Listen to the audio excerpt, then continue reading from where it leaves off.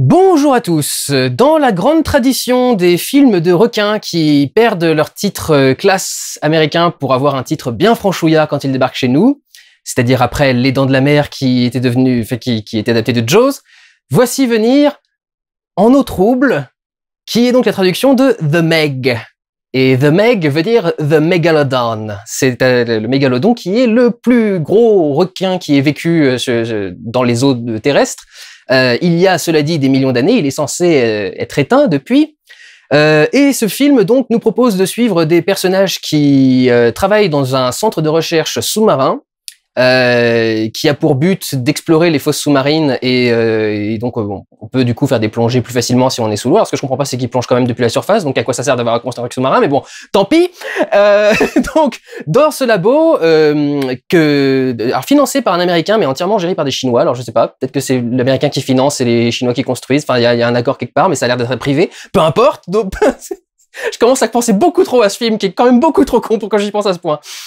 Donc ils sont dans un centre de recherche sous l'eau, et ils veulent explorer les plus grandes profondeurs sous-marines, en étant persuadés que les plus basses profondeurs détectées ne sont peut-être pas les plus basses, mais sont peut-être des masses d'eau chaude, se seraient retrouvées fait prisonnières sous une certaine couche, et ils se disent peut-être que s'il y a une couche comme ça qui permet d'aller plus profond, on va pouvoir découvrir toute une nouvelle faune, de nouveaux animaux, de nouveaux poissons, de nouveaux machins. Ils font donc une tentative, ils plongent, ils traversent la couche qu'on pensait être la base de l'océan, ils arrivent dans une fosse, et là, ils dérangent un mégalodon, le plus grand requin préhistorique qui existait, et bien évidemment, le mégalodon a très faim, et quand il découvre d'un seul coup qu'il peut aller au-dessus de ce toit qu'il pensait avoir au-dessus de lui depuis des années, il s'en donne à cœur joie. Le truc, c'est que le mégalodon va se frotter à Jason Statham, et Jason Statham va aller lui casser la gueule, parce qu'on se frotte pas à Jason Statham comme ça. J'aime bien commencer avec ce petit rapprochement avec Jaws, parce que ce film est littéralement la cristallisation des modifications qui sont arrivées à Hollywood ces dernières années. Jaws a été le début du Hollywood tel qu'on l'a connu pendant très longtemps, et qui a démarré avec Jaws de Steven Spielberg, qui était le premier blockbuster d'été par exemple, et c'est là qu'on a découvert qu'on pouvait sortir des films spécialement en été parce qu'il y avait plus de monde et que ça rapportait plus d'argent si on faisait tel ou tel truc, etc., etc. Donc ça a été un peu le début de tout un truc, et The Megalodon est exactement Jaws, mais transposé, alors ça fait combien de temps? 30 ans? 40 ans plus tard? Donc dans ce genre-là? C'est-à-dire que c'est vraiment la quintessence du Hollywood d'aujourd'hui. On peut plus faire un truc aussi simple qu'un requin, parce qu'on en a fait pendant des années. Le dernier film qui a fait énormément de rentrées comme ça, c'était Deep Blue Sea, ou Peur en eau bleue, ou Peur bleue, ils ont appelé ça en français. Je vous dis, dans les traductions, c'est absolument ouf, et ça sortait en 99, ou un truc dans ce genre-là. Je l'ai pas vu d'ailleurs, je vais essayer de me le regarder prochainement. Donc les requins, ça le fait plus, c'est de la merde, c'est trop petit, il en faut plein, sinon c'est pas assez intéressant, on peut plus faire juste un seul requin comme dans Jaws.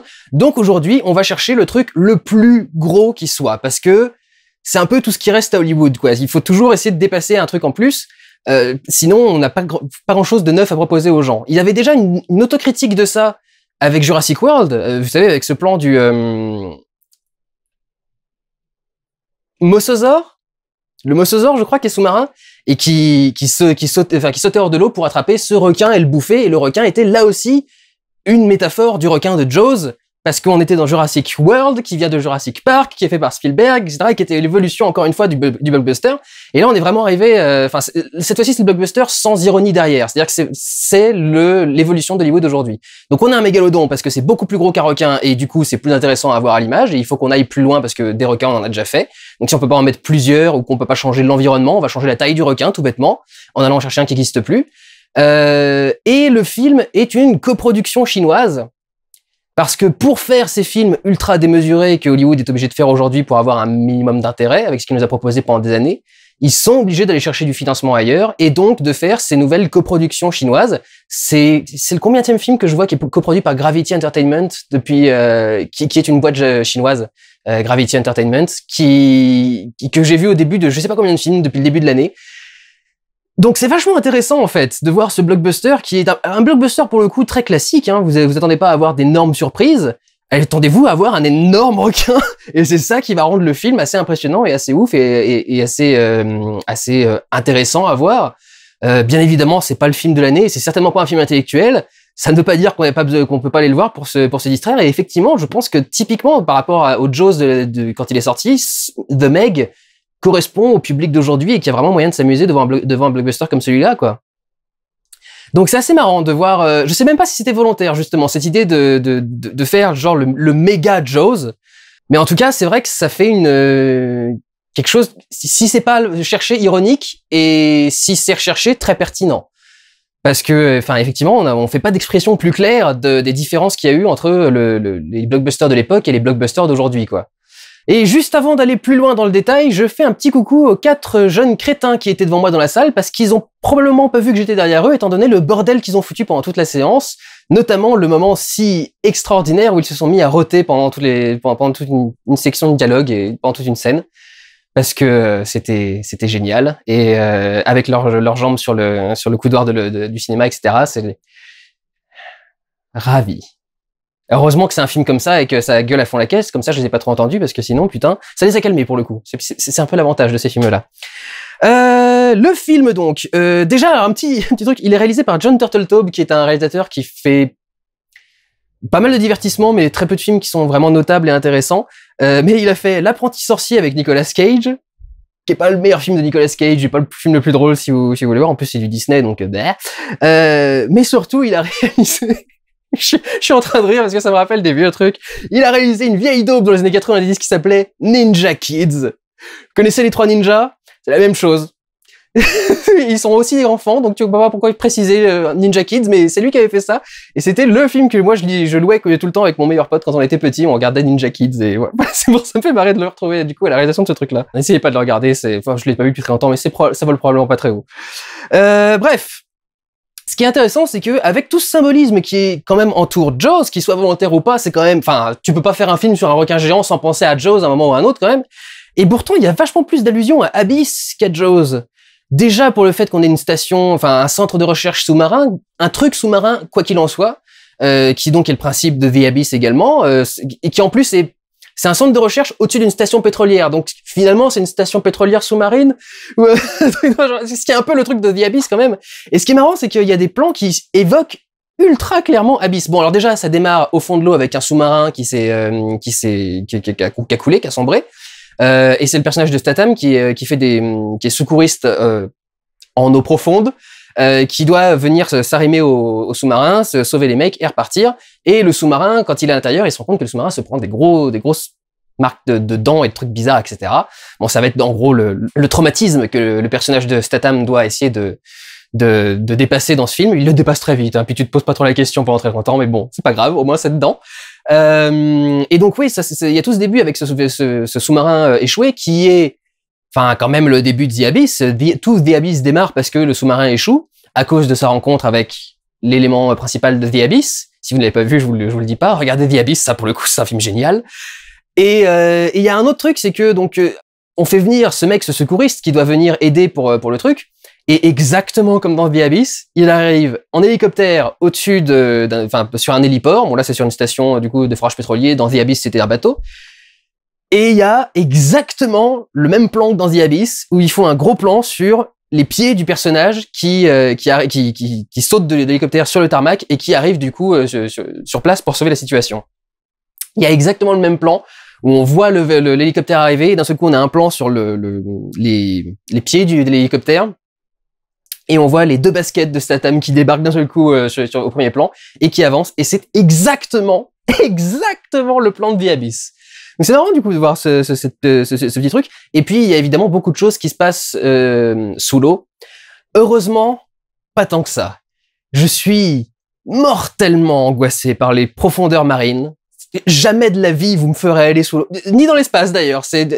Que ce soit la pression océanique ou la pression de l'espace, jamais vous me faites aller dans un de ces 2 environnements. C'est les trucs où il fait tout noir et si jamais tu ouvres une fenêtre, tu crèves. Non, je ne vais jamais dans un truc comme ça. Et dès le début, enfin tout le début du film, j'étais vraiment, mais ça, j'avais les mains comme ça, en train de suer et tout, parce que ça se passe vraiment sous l'eau pendant très longtemps et ça fout bien. Enfin moi, ça me fout totalement en angoisse. Il y a un plan qui est horrible.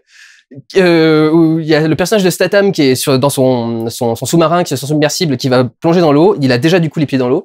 Et donc, il y a un plan subjectif où on voit lui qui regarde ses pieds. Ses pieds sont chacun d'un côté du cadre et chacun plutôt bien éclairé. Et au milieu, il y a le vide. Le vide sous-marin qui devient petit à petit plus noir et tu vois absolument rien. Et genre, ce plan m'a foutu en angoisse.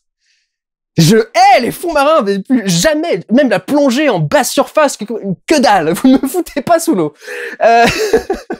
Donc du coup, ce plan déjà m'a foutu bien en angoisse. Et il y a beaucoup de plans comme ça qui sont quand même très très bien pensés et qui mettent vraiment profondément en angoisse, surtout dans un film de ce genre-là. Il y a un plan qui est quasi un plan séquence subjectif, du coup, de Statham, qui est en train de chercher où peut être le mégalodon, alors que lui est au milieu de l'eau. Et c'est un plan séquence, donc subjectif, donc on est dans ses yeux, quoi, avec, donc il a ses lunettes de plongée, et on voit du coup l'horizon, et il plonge la tête sous l'eau pour voir ce qu'il y a. Et ensuite il se relève, et il tourne un petit peu, et puis il replonge la tête sous l'eau. Et à chaque fois qu'il plonge la tête sous l'eau, tu flippes de trouver nez à nez avec le requin qui passe en face du truc, parce que tu sais que c'est ça que le plan est en train d'essayer de défendre. Mais du coup, c'est ça le truc, c'est la tension, l'attente, de voir à quel moment tu vas finir par voir ce requin arriver en face de toi, et est-ce que ça va être ultra dangereux ou pas. Ou est-ce qu'il va juste passer par là et pas voir le personnage? Enfin, c'est... Ah Franchement, pour le coup, la tension est vraiment très très bien réussie. Et les plans sur le requin sont quand même vachement impressionnants, quoi. Il y a un plan qui est dans la bande-annonce immédiatement, enfin directement, qui est un plan où, donc dans cette énorme station sous-marine, il y a évidemment des couloirs, et bien évidemment, tu vas faire les couloirs en verre, parce qu'il faudrait pas les faire dans un truc qui pourrait résister, donc tu les fais en verre. Et donc tu peux du coup faire ce plan où t'as la gamine qui est donc la fille de l'héroïne, qui est l'héroïne qui est chinoise parce que le héros est américain. D'ailleurs, j'ai déjà parlé d'un autre film dans lequel elle était, c'est Bing Bing Lee qui joue l'actrice, et elle jouait dans Resident Evil. C'est elle qui joue Ada Wong dans Resident Evil. Donc, elle a une fille, et sa fille se promène dans les couloirs dont je vous ai parlé il y a 10 minutes, et elle se retourne à un moment, il se trouve bien évidemment face au mégalodon, parce que depuis que t'as vu les couloirs, tu savais que t'allais avoir un plan comme ça. Mais du coup, elle se retourne, et tu vois ce truc énorme qui est en train d'arriver, et qui arrive tout lentement au-dessus, etc. Et c'est, le plan fout les boules, quoi. Le plan fait vraiment peur. Il y a un plan magnifique, plan aérien sur la plage, et au milieu de la plage, il y a le mégalodon qui est en train de passer au milieu de tous les baigneurs, et enfin le plan est sublime, quoi. C'est magnifiquement composé, parfaitement rempli, l'aileron qui passe au milieu fout tellement les boules. Enfin, tu vois le truc magnifique, magnifiquement fait. Alors cela dit, magnifiquement fait, il y a quand même 2-3 effets spéciaux à certains moments qui font un petit peu toc, surtout au tout début, genre, notamment la coque du sous-marin quand il se fait mordre. Je trouvais ça assez dégueulasse et pas du tout crédible, mais bon, ça passe. Ce qui rend très très bien aussi avec ce plan donc du mégalodon sur la gamine, c'est quand le film est en 3D. La 3D est plutôt bonne, plutôt très bonne. C'est pas étonnant qu'il soit fait en 3D parce que la Chine surkiffe la 3D, c'est vraiment le gros truc qui a réveillé le marché récemment. Donc évidemment, si le film est une coproduction chinoise, on le fait en 3D en plus. Et la 3D est vraiment très très bonne, notamment quand on est en dessous de la surface de l'eau et qu'on voit tout ce qui peut, l'étendue de l'océan quand on est au-dessus, la surface quand on est en dessous. On la voit aller au loin. En plus, on la filme en plongée, en contre-plongée, donc du coup, ça fait, on ressent vraiment le truc qui est loin et qui s'éloigne de nous. La 3D est vraiment très très très bonne et aide du coup à bien rendre tous les trucs du mégalodon. Et je veux dire que pour tout ce que le scénario a de con, il est pas connement écrit. C'est plutôt, ça marche plutôt pas mal. Il y a des choses qui sont plutôt bienvenues. Il y a un retournement, par exemple, par rapport à une des personnes que doit sauver Statham au fond de sa fosse, sa fosse à requin géant.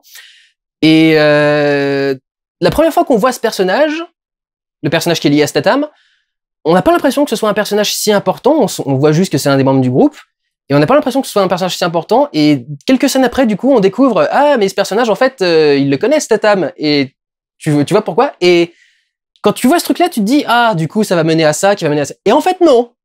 Bizarrement, c'est juste le background du personnage. Ça permet de comprendre qui il est, ça permet d'apprécier sa personnalité. Mais ça va pas amener au développement qui paraît évident au début du film, quoi. Donc, plutôt intéressant et plutôt bien fait comme truc. Il y a autre chose qui est intéressant, c'est, il y a tout un truc par rapport, alors les premières victimes du requin sont pas forcément toutes humaines. Et il y a un truc qui est très très bien trouvé, je trouve, pour faire sentir l'horreur de l'événement sans avoir à immédiatement tuer un humain. Et la façon qu'ils ont de le rend super bien. Et le truc, c'est qu'ils sont ultra sadiques en plus avec cet événement. Pour ceux qui n'ont pas vu le film, vous allez avoir du mal à comprendre. C'est subtilement introduit pour un truc aussi énorme, en fait. Et quand t'as le payoff de ce setup, quand t'as le résultat de ce truc que t'as mis en place, pour ceux qui comprennent mal l'anglais, quand t'as le résultat de ce que t'as mis en place, avec ces victimes non humaines, enfin, franchement, le truc a un impact et le truc marche bien, quoi. Et réussir à créer une scène comme ça, c'est plutôt intéressant, quoi. Ça montre que c'est pas fait par un abruti fini non plus, quoi. De même, je pensais qu'ils allaient...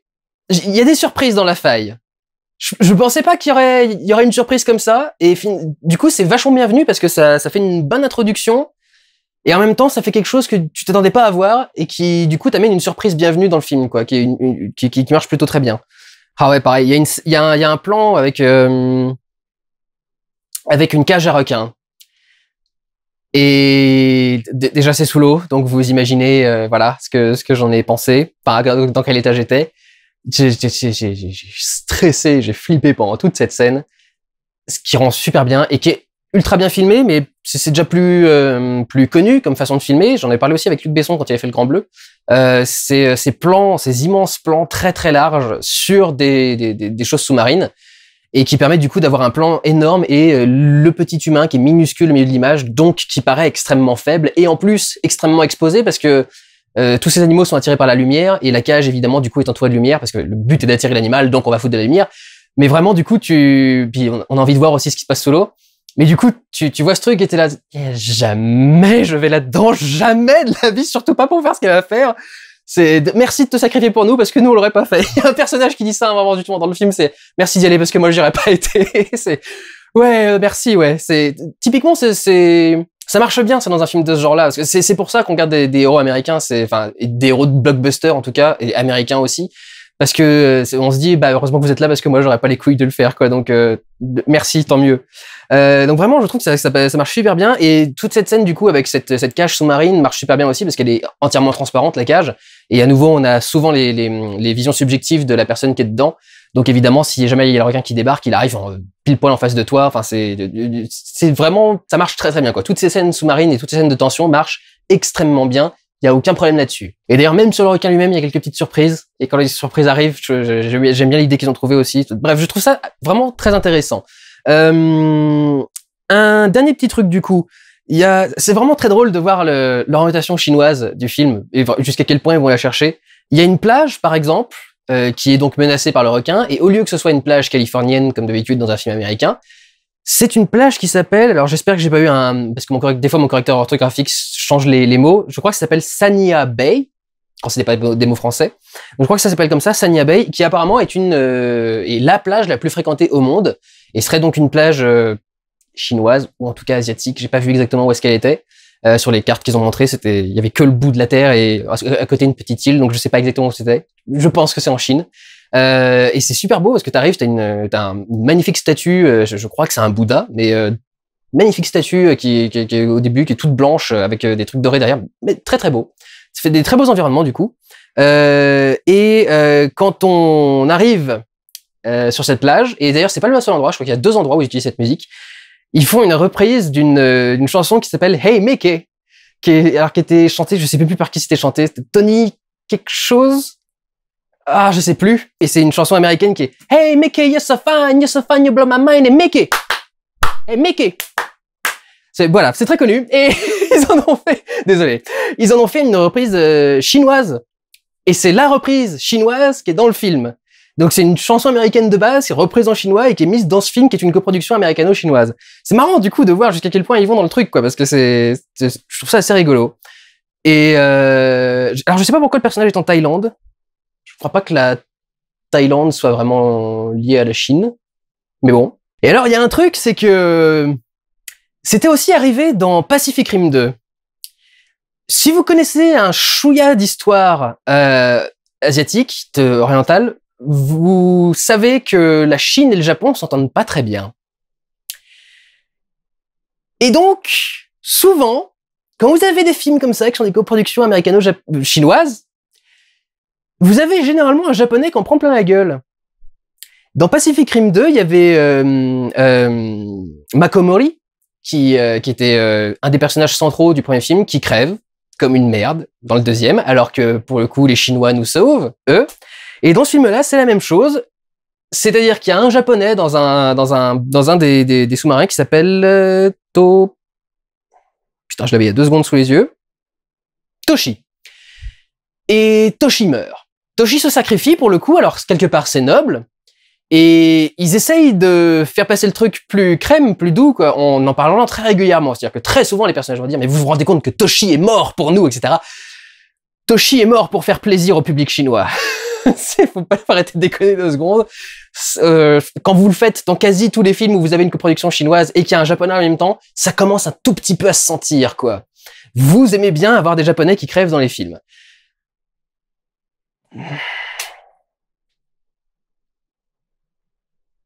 Est-ce qu'on doit encourager le racisme entre pays asiatiques pour faire des films qui marchent mieux? C'est le sujet de votre dissertation. Vous avez 5 heures pour me rédiger une réponse dans les commentaires, savoir est-ce qu'on doit tout sacrifier pour pouvoir faire produire des films par la Chine. Reste que c'est intéressant quand même, malgré tout. C'est-à-dire que j'ai un point de vue très partagé sur le rapport entre Hollywood et la Chine. Parce que d'un côté, le comportement chinois par rapport à ses voisins et par rapport à ce qu'il transmet dans ces films-là me plaît pas trop. Et en même temps, pendant des années, on a demandé aux États-Unis de commencer à arrêter de regarder leur nombril et de regarder un petit peu ailleurs. Et pour le coup, ça y est, quoi. Avec un film comme ça, ils regardent ailleurs. Et quand ils font des collaborations, par exemple avec la France dans Mission Impossible 6, ils arrivent à regarder ailleurs aussi, quoi. Ils arrivent à regarder un pays et à en faire quelque chose d'intéressant. Mais on a quand même pas le traitement que reçoit la Chine dans ces films-là, quoi. Mais c'est vrai que ça m'intrigue aussi un petit peu, quoi. J'aime bien voir ces 2 cultures se mélanger et j'aime bien voir ce que ça arrive à produire, du coup, comme résultat. Donc c'est vrai que c'est assez fascinant à étudier. Je sais pas si c'est la meilleure chose qui soit arrivée à l'histoire du cinéma mondial, mais à étudier, en tout cas, c'est vachement intéressant. Enfin, à regarder, en tout cas, voir comment ça se passe. Et j'ai hâte de voir comment ça va évoluer, tout ça, parce que même s'ils arrêtent pas de dire que mais non, on oblige absolument à rien quand on fait des coproductions, on les voit, les films. Hein. Ça commence à se voir, les points communs entre tous les trucs, donc vous allez pas réussir à mentir comme ça longtemps. Quoique, il y a tellement de gens qui mentent pendant des années. Bref, c'était pas la question. La question, c'est est-ce que ça vaut le coup d'aller voir The Meg au cinéma? Oui, c'est un divertissement qui en fait beaucoup trop, mais juste assez pour divertir dans la période actuelle. C'est un film plutôt bien réalisé et on passe un bon moment. Donc voilà, je vous encourage à aller voir En eau trouble ou The Meg. Le problème si on dit The Meg, c'est que ça peut faire penser aux Griffins. Bon, après, peu importe. Prenez soin de vous, allez voir des films. Ciao.